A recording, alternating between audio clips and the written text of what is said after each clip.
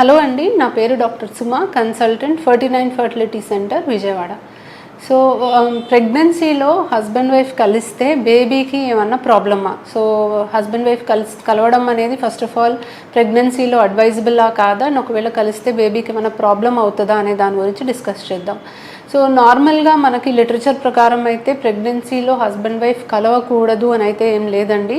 కాకపోతే మనకి కొన్ని ఇండికేషన్స్ ఉన్నప్పుడు, కొన్ని ప్రాబ్లమ్స్ ఉన్నప్పుడు, అంటే మాయ కిందకు ఉంది, లేదా ప్రెగ్నెన్సీలో కొంచెం బ్లీడింగ్ కనిపించింది, లేదా మనకి ఎగ్జామినేషన్ అంటే వాళ్ళకి వైట్ అవుతుంది, మనం చూసాము, ఏదైనా ఇన్ఫెక్షన్ లాగా మనకు తెలుస్తుంది, అలాంటప్పుడు ఖచ్చితంగా హస్బెండ్ వైఫ్ కలవకూడదు అని మేము యాజ్ అ డాక్టర్ మీకు ఇన్ఫామ్ చేస్తామండి. అప్పుడు మాత్రం కంపల్సరీ హస్బెండ్ వైఫ్ కలవకూడదు.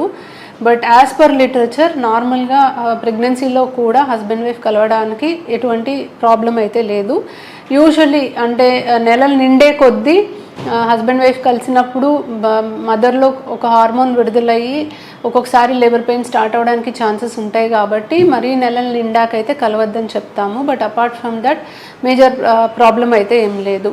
ఇకపోతే కలిస్తే బేబీకి ఏమైనా ప్రమాదమా అంటే ఎటువంటి ప్రాబ్లం అయితే ఉండదండి. బికాజ్ బేబీ అమ్నియోటిక్ ఫ్లూయిడ్ ఉమ్మనీరు మధ్యలో ఉంటుందండి.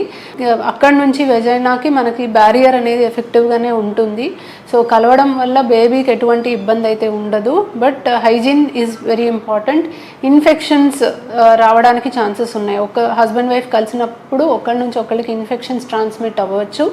ప్రెగ్నెన్సీలో ఇమ్యూనిటీ తక్కువ ఉంటుంది కాబట్టి మరింత ఛాన్స్ ఉంటుంది. కాబట్టి ఇన్ఫెక్షన్ వచ్చే ఛాన్స్ ఉన్నప్పుడు మనకి ఉమ్మనీరు కారడం, అంటే ముందుగానే ఆ మెంబ్రెయిన్స్ బ్రేక్ అయ్యి ఉమ్మనీరు పోవడం కానీ, లేకపోతే ఇన్ఫెక్షన్ వల్ల అర్లీగా లేబర్లోకి వెళ్ళడానికి కానీ ఇలాంటి రిస్క్ ఉంటుంది. కాబట్టి ఇంతకుముందు ఎస్పెషలీ బాగా వైట్ డిశ్చార్జ్ ప్రాబ్లం ఉంది, హస్బెండ్ వైఫ్ కలిసినప్పుడల్లా వాళ్ళకి దురదగా ఉండడం కానీ, మంటగా ఉండడం కానీ ఇలాంటి సిమ్టమ్స్ ఉన్నాయి అంటే డెఫినెట్లీ ఇన్ఫెక్షన్ వచ్చే ఛాన్సెస్ ఉంటాయి.